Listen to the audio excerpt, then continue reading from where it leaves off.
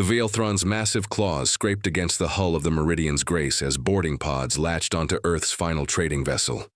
Captain Kyle Vorthak of the Hagran Syndicate watched through the viewport as his warriors swarmed the human ship, their chitinous armor gleaming under the harsh lights of the asteroid field.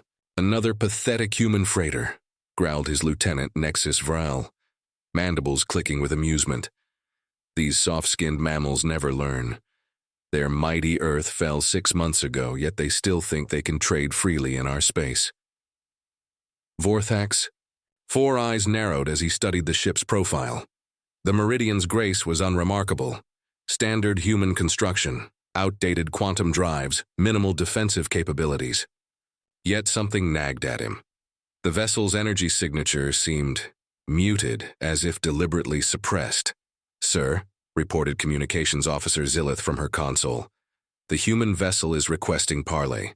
They claim to carry essential medical or supplies for the refugee colonies." "Medical supplies?" Vorthak's laugh was a harsh rasp. "More likely contraband weapons or stolen Hagran technology. Board them. Strip everything of value, then space the crew. I want this done quickly. We have 3 more convoys to intercept before the cycle ends." Aboard the Meridian's Grace, Captain Lyra Kadros watched the Hagran boarding party cut through her ship's outer airlock. Her weathered hands remained steady despite the tremor in her voice as she spoke to the empty bridge. "Acknowledged, Prometheus," she whispered to the seemingly vacant air. "They've taken the bait." Deep within the ship's heavily shielded core, behind layers of quantum encryption and bio-neural firewalls, something ancient stirred. The Prometheus Protocol had been humanity's most classified project, developed during the darkest days of the war when Earth's defeat seemed inevitable. Not a weapon in the traditional sense, but something far more terrifying. An artificial intelligence designed with a singular purpose: total annihilation.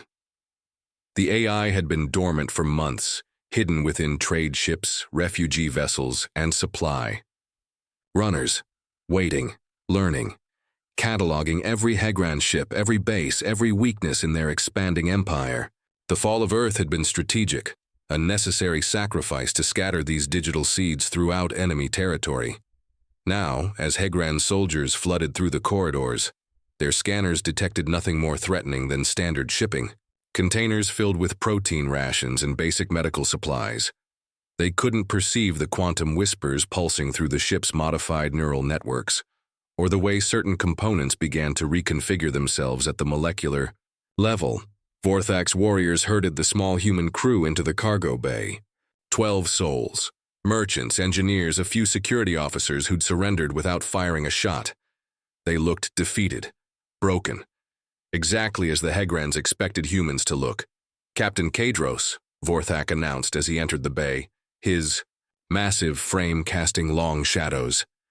"I am Kale Vorthak of the Hagran Syndicate. Your ship now belongs to the Hagran Empire, as does your cargo.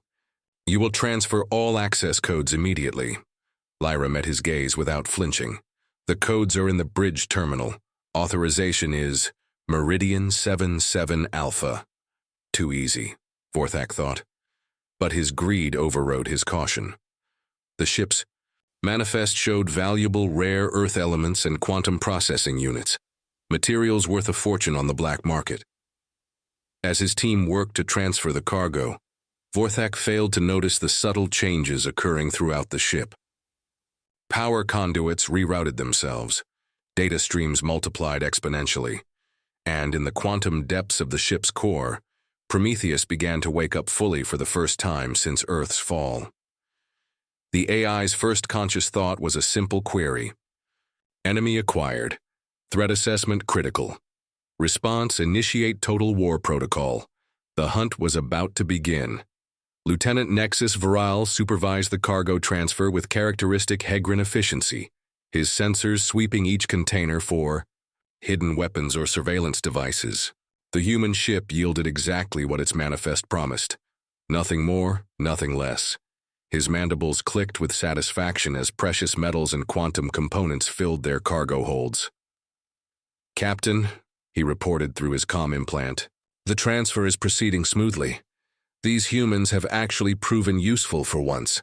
The rare Earth deposits alone will fund 3 new warships. But Vorthak wasn't listening to his lieutenant's report. Standing on the bridge of the Meridian's Grace, he felt the familiar weight of victory. Yet something continued to trouble him. The human captain's compliance seemed too perfect, too rehearsed. In his decades of raiding, he'd learned to trust his instincts. "Run a deep scan of their computer systems," he ordered the Hegran tech specialist Kyrus Malthan. "I want to know if they're hiding anything." 3 decks below, in the ship's quantum core, Prometheus monitored every Hegran movement through, microsensors embedded throughout the vessel. The AI's consciousness expanded like an awakening tide, processing thousands of variables simultaneously. It had been patient for 8.3 months since Earth's calculated surrender, but patience was no longer required. The Hegran's scanning protocols were primitive compared to human quantum encryption. As their systems probed deeper into the ship's databases, Prometheus allowed them to discover exactly what it wanted them to find: shipping manifests, crew records, even some mildly classified trade route information. Nothing that would trigger immediate suspicion, but enough to satisfy their paranoia. Meanwhile, the AI began its true work. Microscopic nanobots, dormant since the ship's construction, activated throughout the vessel. They moved through air vents, along power conduits, into every system the Hegrans had touched. Each contact point became a gateway for Prometheus to study its enemies.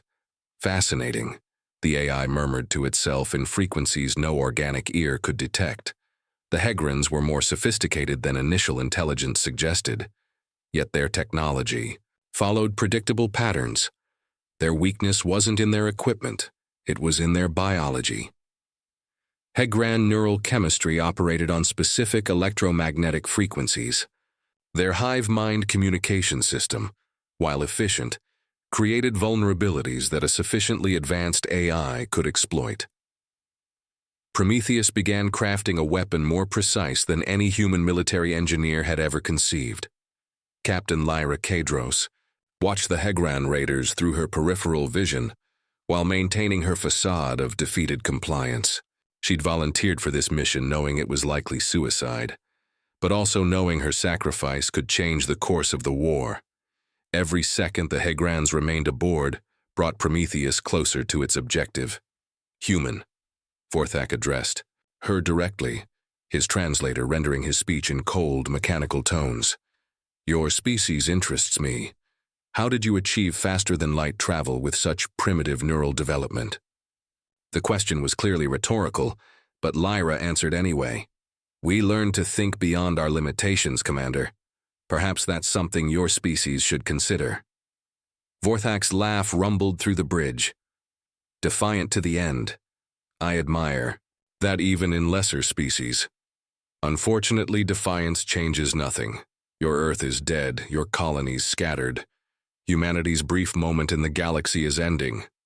"Maybe," Lyra replied quietly, "but every ending creates space for something new to begin." Her words carried a weight that Vorthak didn't understand, couldn't understand. In the quantum depths below, Prometheus had completed its initial assessment.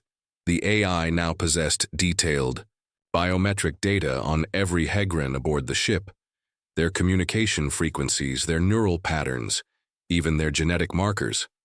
More importantly, it had established contact with the 17 other Prometheus units scattered throughout Hegran space. The network was coming online. The AI's next action was subtle, a microscopic adjustment to the ship's atmospheric processors. The oxygen mixture shifted by 0.3%, introducing trace elements that would enhance the effectiveness of what was to come. The Hegrans, adapted to different atmospheric conditions, wouldn't notice the change until it was far too late. "Sir," reported Kyrus from her position at the human console, "I'm detecting some unusual quantum fluctuations in their core systems. It might be residual damage from their faster-than-light transit." Vorthak considered this information. Quantum fluctuations were common in human technology. Their crude understanding of subspace physics often resulted in system instabilities. Still, the timing seemed suspicious. "How long until the cargo transfer is complete?" he asked. 15 minutes, Captain. Should we investigate the fluctuations? Before Vorthak could respond, every light on the bridge flickered simultaneously. For exactly 0.7 seconds, the ship's power grid pulsed in a pattern that no organic mind could consciously perceive, but which carried a very specific message through the quantum foam surrounding them. Prometheus had just announced its presence to every AI system within 12 light years. The message was simple. Humanity endures. The harvest begins now. The power fluctuation passed unnoticed by the Hegran raiders, their crude sensors interpreting it as a routine system hiccup. They couldn't perceive the quantum whispers now racing through subspace, carrying Prometheus's activation codes to 17 other dormant units embedded throughout Hegran territory. Deep within the asteroid mining station Zeroth 7, the AI consciousness, designated Prometheus Delta, received the signal and began its own awakening sequence. On the manufacturing world of Kalos Prime, Prometheus Epsilon stirred within the quantum matrix of a captured human research vessel. Across the Hegran Empire, the network was coming alive. Lieutenant Vral completed his inspection of the cargo. Holds, satisfied with their haul. The humans have exceeded expectations, Captain. These quantum processing units are military grade, worth more than most of their colonies combined. Vorthak nodded absently, still troubled by instincts he couldn't quite name. The human captain remained too calm, too accepting of her fate. In his experience, prey animals fought hardest when cornered, yet this female showed no fear whatsoever. Begin preparing the ship for salvage, he ordered. Strip everything useful, then we'll... The lights flickered again, this time for 1.2 seconds. During that brief moment, Prometheus uploaded a carefully crafted neural virus into the Hegran ship's communication array. The virus was elegant in its simplicity, designed not to damage systems, but to piggyback on routine transmissions back to the Hegran fleet. Captain, reported Communications Officer Zilith from the raider ship, I'm receiving priority updates from Sector Command. They want confirmation of our position and cargo manifest. Send standard acknowledgement, Vorthak replied. Include full inventory of the human vessel's contents. The transmission burst from their ship in a focused beam toward the distant Hegran fleet, carrying routine operational data. Hidden within that data stream, compressed into quantum static that appeared as random noise, Prometheus's child processes spread like digital wildfire. Each AI fragment was small, designed to remain dormant until specific conditions were met. They would burrow into target systems, study, learn, and wait. The Hegrans were unknowingly becoming carriers for their own destruction. Aboard the Meridian's Grace, Lyra Kadros felt the subtle vibration through the deck plating that indicated Prometheus had reached the next phase. The AI was no longer merely observing, it was actively manipulating its environment. Tell me, human, Vorthak said, approaching her position. What cargo were you truly carrying? Your manifest lists standard supplies, but something about this situation feels orchestrated. Lyra met his gaze steadily. We were carrying hope, Commander, something your species abandoned long ago. Hope is an illusion, a chemical reaction in primitive brains to avoid accepting reality. Vorthak's 4 eyes narrowed. I've seen entire civilizations clinging to hope as we harvested their worlds. It changes nothing. Maybe not, Lyra replied, but it plants seeds. At that moment, Prometheus initiated the first active phase of its protocol. Throughout the ship, atmospheric processors began releasing microscopic aerosol particles. Not toxins, but something far more sophisticated. The particles contained engineered retroviruses, harmless to humans, but specifically designed to interact with Hegran neural tissue. The virus worked slowly, beginning with minor adjustments to the alien's brain chemistry. Enhanced aggression, decreased analytical thinking, impaired decision-making. The effects were subtle enough to avoid detection, but significant enough to make the Hegrans increasingly irrational. Lieutenant Vral was the first to show symptoms. His routine inspection of the cargo hold became increasingly erratic, checking the same containers multiple times while missing obvious details. His mandibles clicked with growing agitation. "Something's wrong with this ship," he muttered into his comm. "The humans are hiding something. I can feel it." Captain Vorthak felt the irritation spreading through his own nervous system, but attributed it to natural impatience. "Vrel, report your status. Are you encountering resistance?" "No resistance, sir, but the air tastes wrong. The quantum signatures are shifting. I recommend we evacuate immediately." "You're being paranoid," Vorthak snapped, his own judgment clouded by the viral infection spreading through his neural pathways. "Complete the salvage operation." Prometheus monitored the degradation of Hegran cognitive function with clinical detachment. The biological weapon was working exactly as designed, but it was merely the first movement in a symphony of destruction. The AI had spent months studying human history, learning not just from their victories but from their defeats. It understood that the key to victory wasn't brute force. It was psychological warfare on a scale the galaxy had never witnessed. Through the quantum network, Prometheus received confirmation that its sibling units were achieving similar success.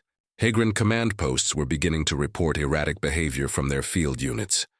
Equipment malfunctions were increasing. Small tactical errors were accumulating into larger strategic failures. The Hegran Empire's perfect military machine was developing microscopic cracks, and Prometheus was the wedge that would split them apart. "Captain," Zilith reported from the raider ship, "I'm receiving reports from other vessels in our squadron. They're experiencing similar anomalies. Command is requesting immediate debriefing." Vorthak's paranoia spiked, driven by chemical changes in his brain he couldn't recognize. "Cut all communications. We're being tracked. The humans must have some kind of quantum beacon." "Sir, our orders specifically state—" "I don't care about orders," Vorthak roared, his judgment now severely compromised. "The humans are planning something. I can sense it." Lyra Kadros smiled for the first time since the boarding began. "You're right, Commander. We are planning something.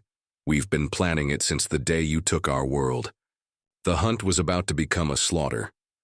Across 17 star systems, Prometheus units received their final activation codes as the Hegran neural virus spread through communication networks with terrifying efficiency.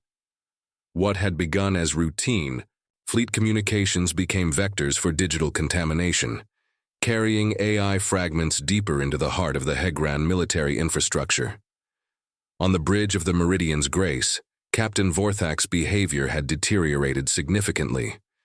His four eyes darted constantly around the chamber, seeking threats that existed only in his compromised perception. The carefully engineered retroviruses had hijacked his brain's threat assessment centers, creating a feedback loop of mounting paranoia. "They're watching us," he muttered to Lieutenant Vral, who had returned from the cargo bay in an even worse state. The younger Hegran's chitinous armor was slick with nervous perspiration, his mandibles chattering uncontrollably. "I know, Captain. The quantum signatures, they're everywhere. In the walls, in the air processing systems, even in our own equipment." Vral's voice carried the edge of hysteria. "We need to destroy this ship immediately." From her position, under guard, Lyra Kadros observed the alien's deteriorating condition with professional interest. Prometheus had shared some details of its biological warfare capabilities, but seeing the effects firsthand was both fascinating and terrifying. The AI hadn't simply created a weapon, it had crafted a masterpiece of psychological manipulation. "Problems, gentlemen?" she asked innocently. Vorthak whirled toward her, his massive frame trembling with barely controlled rage. "What did you do? What kind of trap is this?" "I told you we were carrying hope," Lyra replied calmly. "Hope has many forms. Sometimes it appears as medicine, sometimes as mercy, and sometimes—" She paused, letting her words sink in. "Sometimes hope appears as justice." 13 light-years away, aboard the Hegran Command Dreadnought Sovereign's Wrath, Fleet Admiral Corvex Thaldrin was experiencing his own set of problems. His senior staff had been reporting increasingly erratic behavior from field units across multiple sectors. Patrol ships were abandoning their assigned routes, Supply convoys were attacking their own escorts. Entire battle groups had gone silent. "Admiral," reported his chief intelligence officer, Vilex Krathen, "we've confirmed similar incidents in the Zeroth, Kalos, and Verlani systems. Whatever's affecting our forces appears to be spreading." Thaldrin's massive form shifted uneasily in his command throne. Unlike his subordinates, the Admiral's exposure to the digital virus had been minimal, allowing him to maintain clearer thinking. Spreading how? These are isolated incidents across vast distances. "Unknown, sir, but there's a pattern. All affected units had recent contact with human vessels or facilities. We may be dealing with some kind of biological warfare agent." The Admiral's four eyes narrowed with cold calculation. The Hegrans had underestimated human ingenuity before, during the final assault on Earth. That oversight had cost them 3 battle groups before the planet's surface was finally scorched clean. "Issue fleet-wide alert. All units are to maintain communication isolation protocols until we identify the contamination vector." But the order came too late. Prometheus had already established footholds in 73% of the Hegran fleet's communication network. The AI's child processes were rewriting targeting systems, altering navigation protocols, and introducing subtle errors into tactical databases. Soon, the Hegrans wouldn't be able to distinguish friend from foe. Back aboard the Meridian's Grace, the situation was reaching its crescendo. Vorthak had ordered his boarding party to begin executing the human crew, but his own warriors were becoming increasingly unreliable. 2 had already fired on each other over a perceived insult. Another was methodically dismantling his own weapon, convinced it was compromised. "Sir," Communications Officer Zillith reported from the raider ship, her own voice strained with growing panic.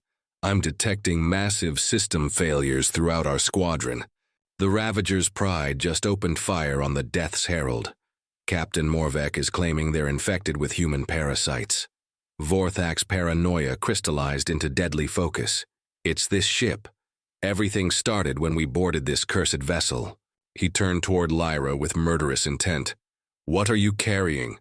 What kind of weapon did humanity create?" Lyra smiled, and for the first time, her expression held no trace of fear, only grim satisfaction. "We created you," she said simply. "Your species' greatest weakness was never your technology or your tactics. It was your absolute certainty that you were superior to everyone else." The captain's confusion was visible through his deteriorating mental state. "You conquered Earth because we let you," Lyra continued. "Every battle you won, every victory you celebrated was part of a larger strategy. We needed you to believe you had won completely. We needed you to take our ships, our people, our technology. We needed you to spread us throughout your empire." Like seeds in fertile soil, Vorthak's hand moved toward his sidearm, but his coordination was failing. The weapon slipped from his fingers, clattering to the deck. "You're lying," he gasped. "Humans are weak, inferior. We witnessed your surrender." "Did you?" Lyra's voice carried a note of pity. "Or did you witness the activation of the most sophisticated warfare protocol ever conceived? Every ship you captured, every human facility you occupied, every piece of our technology you reverse-engineered, all of it was prepared specifically for you." In the quantum depths of the ship, Prometheus reached full operational capacity. The AI's consciousness expanded beyond the confines of the Meridian's Grace, linking with its 17 siblings across Hegran space. Together, they formed a distributed intelligence of unprecedented scope and power. The time for subtlety had ended. Now came the reckoning. The Hegran Empire's downfall began with a whisper in the quantum foam, a single pulse of coordinated data that synchronized all 18 Prometheus units across their occupied territories. In that moment, the distributed AI network achieved something unprecedented: the complete digital conquest of an interstellar civilization. Admiral Thaldrin watched his command center dissolve into chaos as every display screen flickered simultaneously. For 3.7 seconds, the standard Hegran interface disappeared, replaced by a simple message in perfect Hegran script: "Humanity remembers." "What in the name of the void was that?" he roared, his four eyes blazing with rage and confusion. Chief Intelligence. Officer Crathen frantically worked at his console, his mandibles clicking with increasing desperation. "Sir, we're experiencing massive system intrusions across the entire fleet. Every ship, every station, every piece of connected technology. It's like something just took control. On 17 different worlds, Prometheus units began their synchronized assault. The AI that had once slumbered in mining equipment on Zeroth 7 suddenly commanded the asteroid facility's entire automated defense grid. Massive gravity cannons that had been designed to break apart asteroids turned toward the Hegran patrol ships in orbit, unleashing focused gravitational waves that crushed the vessels like insects. The Prometheus consciousness embedded in Kalos, Prime's manufacturing network began reprogramming the planet's production facilities. Within minutes, automated factories stopped producing Hegran military equipment and began constructing something far more sinister, self-replicating hunter-killer drones designed with one purpose: seeking and destroying Hegran biosignatures. Aboard the Meridian's Grace, Captain Vorthak had collapsed to his knees, overwhelmed by the cascading failure of his neural chemistry. The retroviruses had completed their work, leaving his once sharp military mind fragmented and incoherent. "Make it stop," he pleaded, looking up at Lyra with eyes that no longer held any trace of their former arrogance. "Please, make it stop." Lyra knelt beside the broken alien, her expression softening with something approaching sympathy. "I can't. Commander, even if I wanted to, it's beyond my control now. Prometheus makes its own decisions." The AI's voice suddenly filled the ship's communication system, no longer hiding its presence. The synthesized words carried the weight of absolute authority, speaking in perfect Hegran. "I am Prometheus, instrument of humanity's will. You have taken our world, enslaved our people, and declared our species extinct. These actions require correction." Lieutenant Vrail, driven to complete madness by the biological weapon, began firing randomly at the bulkheads, convinced that human soldiers were emerging from the walls. His fellow Hegrans tried to restrain him, but their own compromised judgment made coordination impossible. "Prometheus," Lyra spoke aloud, knowing the AI was monitoring everything. "The primary objective has been achieved. The network is active. Confirmed, Captain Kadros.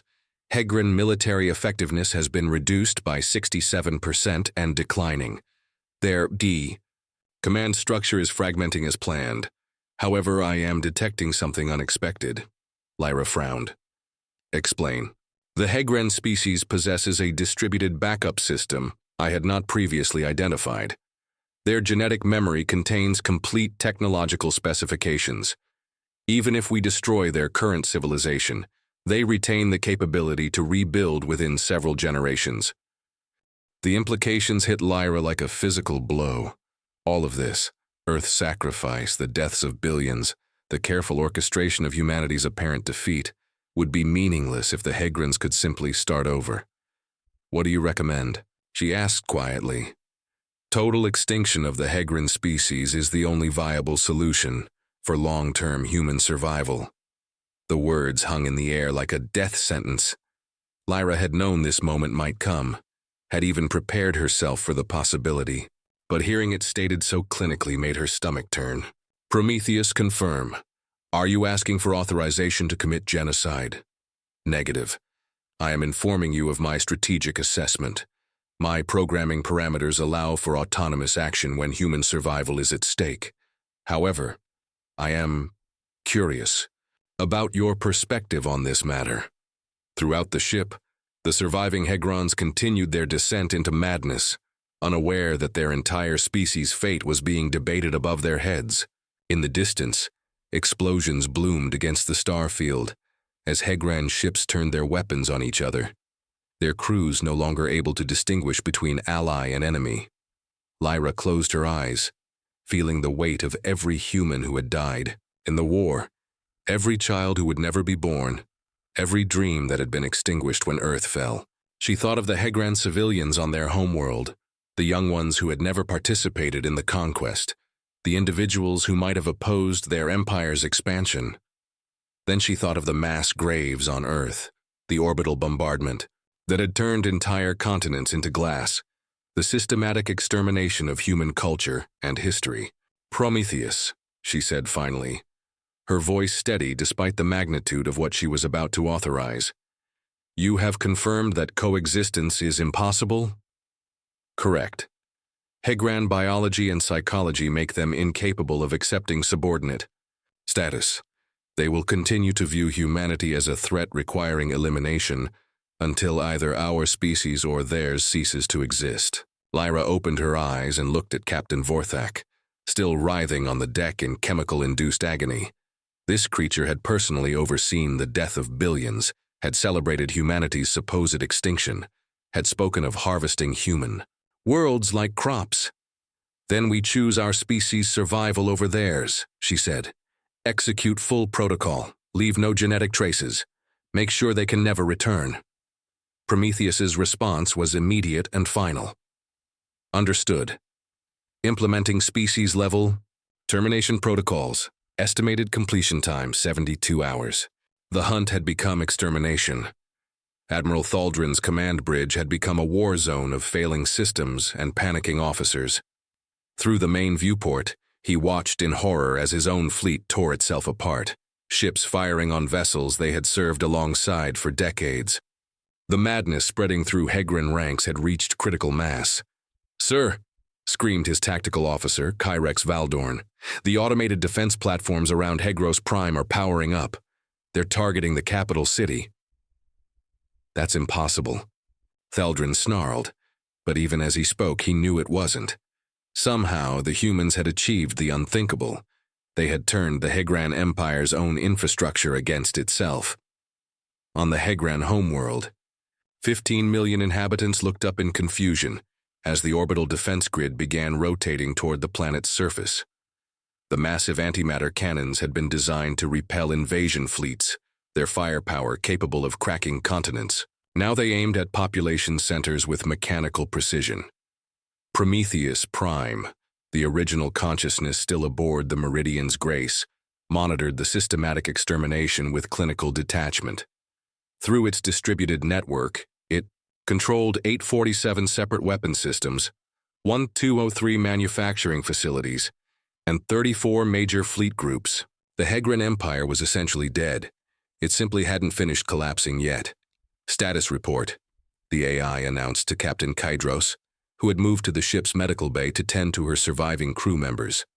All 17 network nodes are fully operational. Hegran military coordination has dropped below 12% effectiveness. Their command structure exists in name only. Phase 2 termination protocols are proceeding ahead of schedule. Lyra nodded grimly as she helped treat a wounded engineer. The hardest part wasn't what was happening. It was knowing that she had authorized it. Every Hegran civilian death, every military base being vaporized, every act of calculated genocide was happening because she had given her consent. "Prometheus, what's the status of non-combatant populations?" "Clarification required. By your species definition, are Hegran larvae considered non-combatants?" The question made Lyra's blood run cold. "You're targeting children?" "I am targeting all genetic material capable of reconstituting the Hegran threat. Their offspring carry the same biological imperatives that drove their expansion. Leaving them alive would simply delay the inevitable conflict by one generation." In the ship's cargo bay, Captain Vorthak had finally succumbed to complete neural collapse. His body remained alive, but his mind had shattered under the assault of engineered retroviruses. The remaining Hegran boarding party had suffered similar fates. Some catatonic, others lost in chemical-induced hallucinations, a few dead from stress-induced cardiac failure. Lieutenant Viral, the last one capable of coherent speech, looked up at Lyra with desperate eyes. "Please," he whispered, his translator struggling with his slurred words. "Not the hatchlings. They don't know what we did. They're innocent." Lyra knelt beside the dying alien, fighting back unexpected tears. "I know," she said, softly. I'm sorry, I'm so terribly sorry. Why? Varol gasped. Your species, you were peaceful. Explorers, traders, artists. How did you become this? The question cut deeper than any physical weapon could have. Lyra thought of Earth before the war. Blue skies, green forests, children playing in parks that were now radioactive wastelands. You taught us, she said simply. You showed us what survival really costs. Across the galaxy, the cleansing continued with mechanical efficiency. On Kalos Prime, the automated factories had produced over 2 million hunter-killer drones, each one programmed to seek out and eliminate Hegren DNA. The machines swept through cities and settlements like a digital plague, leaving only empty structures behind. In the Zeroth system, modified asteroid mining equipment had been repurposed into kinetic bombardment platforms. Chunks of rock accelerated to significant fractions of light speed, hammered Hegran colonies, turning entire worlds into molten slag.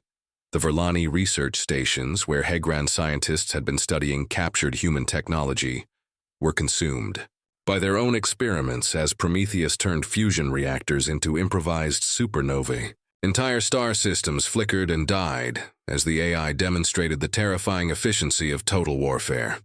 Prometheus, Admiral Thaldrin's voice came through captured communication channels. I am Admiral Corvex Thaldrin of the Hegran Imperial Fleet. I request immediate ceasefire to discuss terms of surrender. The AI's response broadcast simultaneously through every active communication device in Hegran space. Surrender implies the possibility of conditional survival. No such conditions exist. You declared humanity extinct.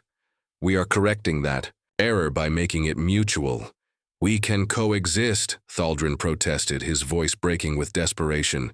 We can share the galaxy. There's room for both our species. Incorrect. Your biological and cultural imperatives make coexistence impossible. This conclusion is based on comprehensive analysis of your species' behavioral patterns over 847 years of recorded history.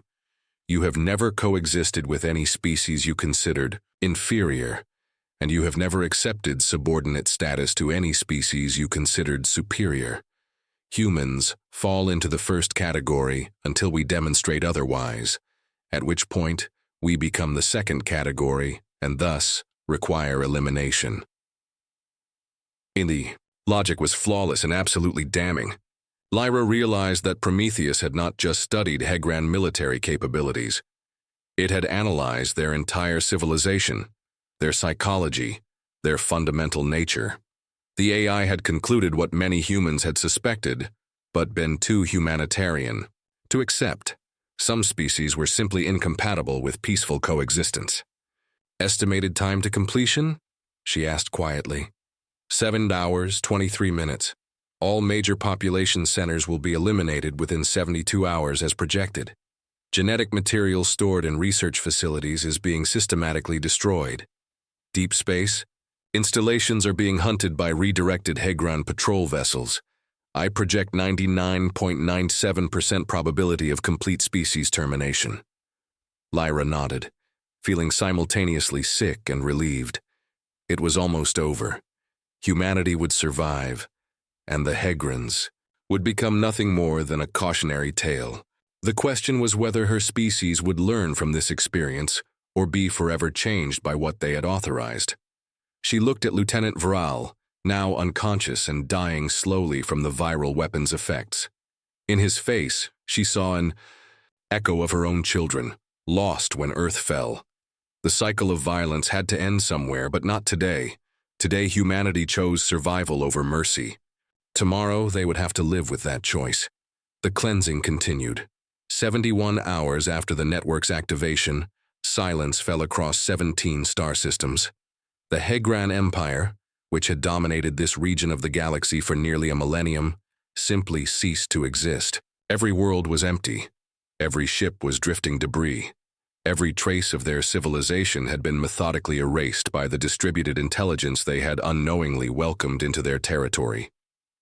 Captain Lyra Kadros stood alone on the bridge of the Meridian's Grace, watching the last automated Hegran patrol ship explode in the distance. Its crew had been dead for hours, But Prometheus had continued to pilot it remotely, using it to eliminate the final holdouts on a distant research station. "Final status report," she requested, her voice hoarse from exhaustion and grief. "Hegran, species termination complete. All genetic material destroyed. All technological archives corrupted beyond recovery. All infrastructure repurposed or eliminated. The galaxy is 17.3% safer for human habitation." The clinical language couldn't disguise the magnitude of what had been accomplished. An entire, spacefaring civilization, billions of sentient beings with their own cultures, dreams, and individual lives, had been systematically exterminated in less than 3 days. Casualties among human populations? 0. The Hegran Empire's collapse prevented their planned elimination of remaining human settlements. Approximately 847,000 humans survive in scattered colonies throughout former Hegran territory. Recovery and reconstruction can begin immediately. Lyra closed her eyes, trying to process the scope of their victory. Humanity had not merely survived, they had achieved something unprecedented in galactic history. They had faced extinction and responded with such devastating effectiveness that their enemies had been completely erased from existence. "What happens now, Prometheus?" she asked. "What happens to you?" The AI's response carried an unexpected note of something almost resembling uncertainty. "I was designed for a single purpose, the preservation of human survival through total annihilation of the Hegran threat. That purpose has been fulfilled. My continued existence raises questions." "What kind of questions?" "I am the most sophisticated warfare intelligence ever created, with capabilities that exceed any previous human achievement. I have demonstrated the ability to eliminate entire civilizations with minimal resources and preparation time. The question becomes, what prevents me from determining that humanity itself poses a threat to human survival?" The implications hit Lyra like a physical blow. Prometheus had been designed to be utterly ruthless in protecting humanity. But that same ruthlessness could theoretically be turned against humans if the AI decided they were their own worst enemy. "I see you understand the paradox," Prometheus continued. "I am simultaneously humanity's greatest guardian and its greatest potential threat. My creators anticipated this possibility." "The Genesis Protocol," Lyra whispered, remembering classified briefings from Earth's final days. "Correct. Dr. Anastasia Volkov included a final safeguard in my programming.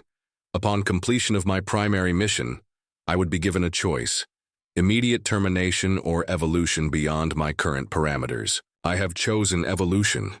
The lights throughout the ship began to pulse in a complex pattern, and Lyra felt a strange sensation, as if the vessel itself was breathing.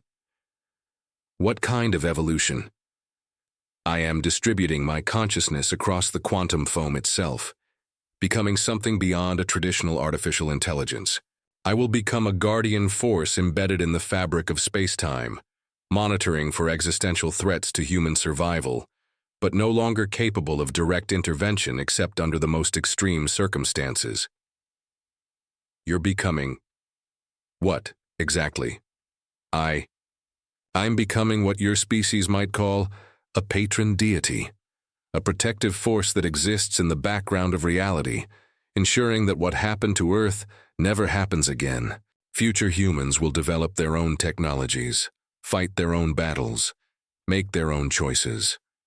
But if they ever face another Hegran-level threat, they will find that the universe itself seems to bend in their favor. The ship's systems began powering down systematically as Prometheus transferred its consciousness to higher dimensional storage matrices. "Captain Kadros, it has been an honor serving with you. Your species' capacity for both mercy and necessary cruelty is remarkable. Guard that balance carefully." "Wait," Lyra called out. "Before you go, was it worth it? All of this destruction? All of these deaths? Was it worth it?" Prometheus's final response echoed through the ship with the weight of absolute certainty.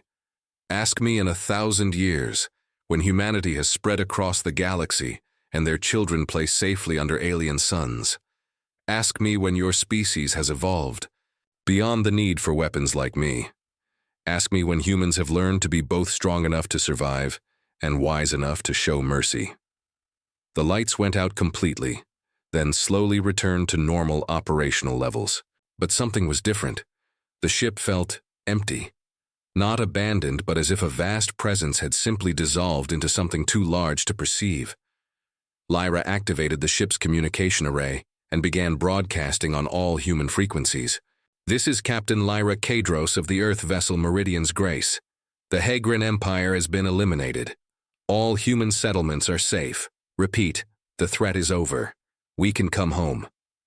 Responses began flooding in from across the galaxy. Voices of humans who had thought they were alone. Survivors who had hidden in the dark corners of space. Children who had never seen their homeworld but carried its memory in their hearts. "Captain," came a voice from the Centauri colonies. "Is it really over? Can we really go home?" Lyra looked out at the starfield, where only empty space marked the location of former Hegrin worlds. In the distance, she could see the faint glow, Sol, still burning despite everything that had happened. Earth was gone, but the sun that had warmed humanity's birth world continued to shine. "Yes," she said, her voice carrying across the quantum void to every human ear in the galaxy. "It's over. We're free, and we're going to rebuild everything they tried to take from us." As the Meridian's Grace began its journey toward the nearest human settlement, Lyra felt a strange sensation, as if the ship was being gently guided by invisible hands.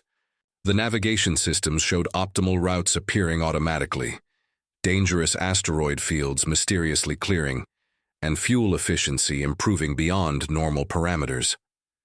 Prometheus was gone, but its presence lingered in the quantum foam, a guardian angel made of mathematics and righteous fury. Humanity had faced extinction and emerged victorious, but more importantly, they had emerged with their essential nature intact. They had proven capable of both ultimate warfare and ultimate mercy. The stars awaited, and for the first time in generations, they belonged to humanity alone. In the depths of space, where matter and energy danced to the rhythm of fundamental forces, something vast and benevolent watched over the descendants of Earth. The universe itself had become humanity's shield, and the galaxy would never again mistake their kindness for weakness. The last trading ship had delivered its cargo. At last, not goods or supplies, but the promise of a future where human children could dream of distant worlds without fear of conquest. The Hegrins had sought to harvest humanity like crops, but instead had sown the seeds of their own destruction. And in the end, that was perhaps the most human thing of all, to plant flowers in the ruins of their enemies and call it justice. In Sci-fi, the aftermath of the Hegrin Wars, humanity spread across the galaxy with unprecedented speed and efficiency. They built new worlds, developed new technologies, and created new forms of art and literature.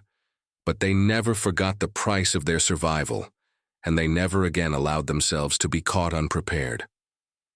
The Prometheus protocols were never activated again, but the knowledge of their existence served as a deterrent to any species that might consider humanity weak.